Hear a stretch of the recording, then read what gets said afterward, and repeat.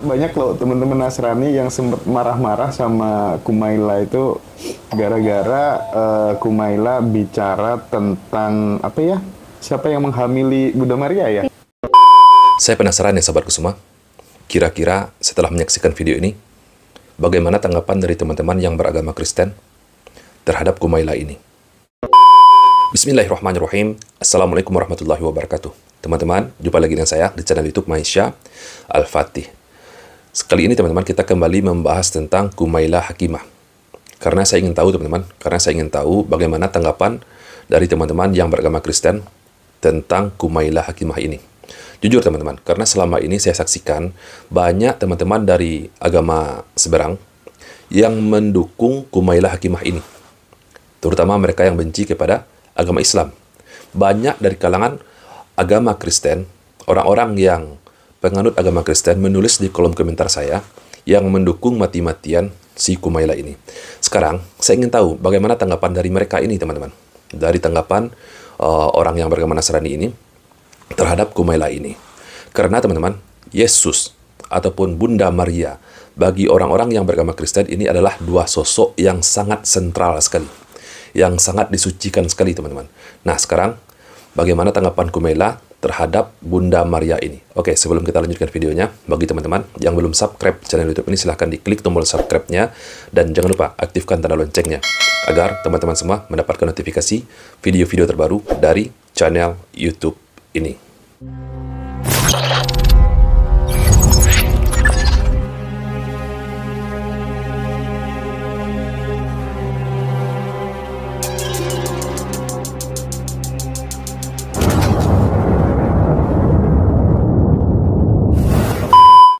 Oh iya, menariknya cerita Ibu Maryam tuh cuma ada di Perjanjian Baru, nggak ada di Perjanjian Lama. Jadi padahal nih kan Maryam tinggal di Yerusalem.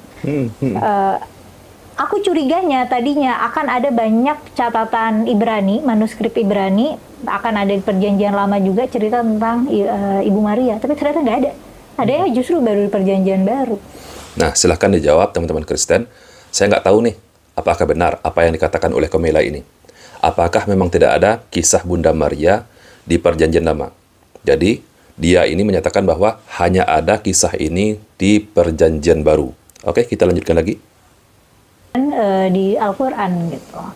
Dan ininya ceritanya kan Ibu Maryam ini nggak pernah keluar rumah kecuali satu kali doang, dan di mana dia waktu itu ketemu malaikat yang ngabarin nanti kamu akan hamil gitu.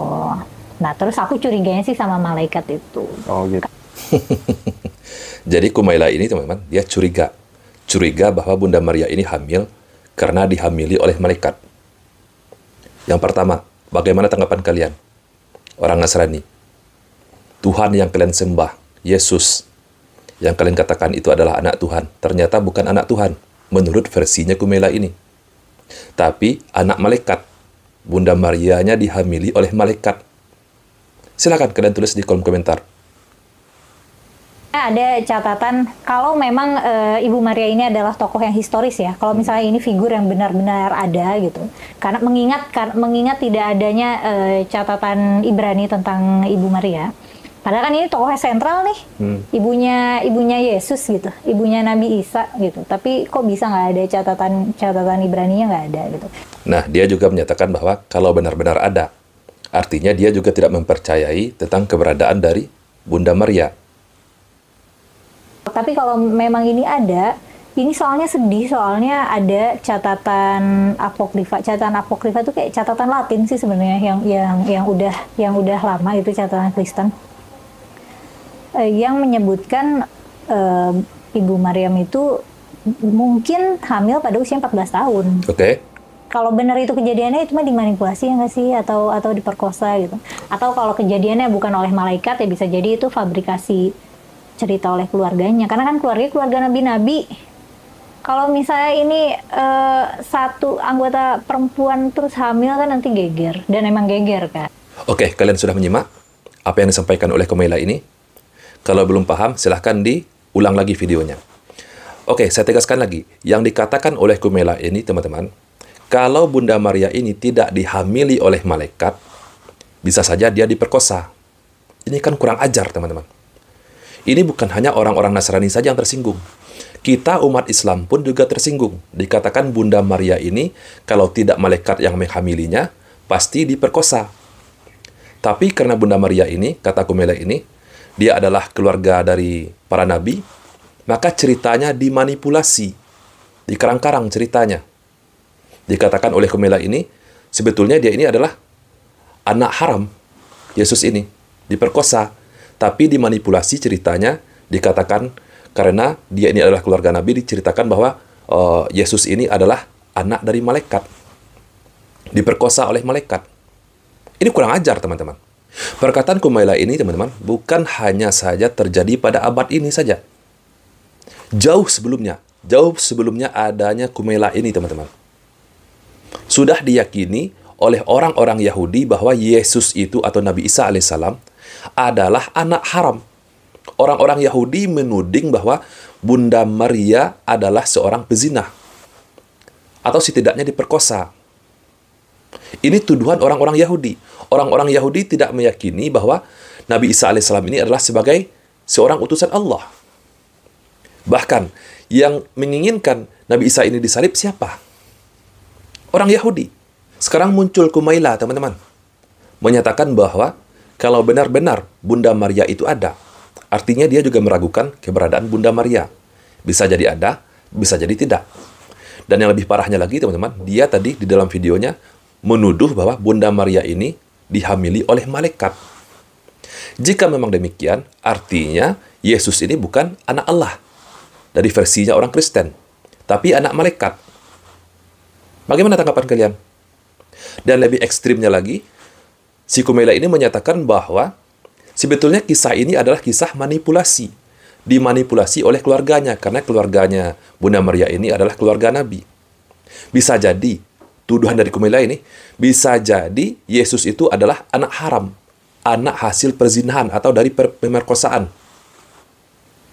Karena keluarga Nabi ini, akhirnya kisah ini dikarang-karang, dimanipulasi. Supaya jangan gegar, kata Kumaila tadi.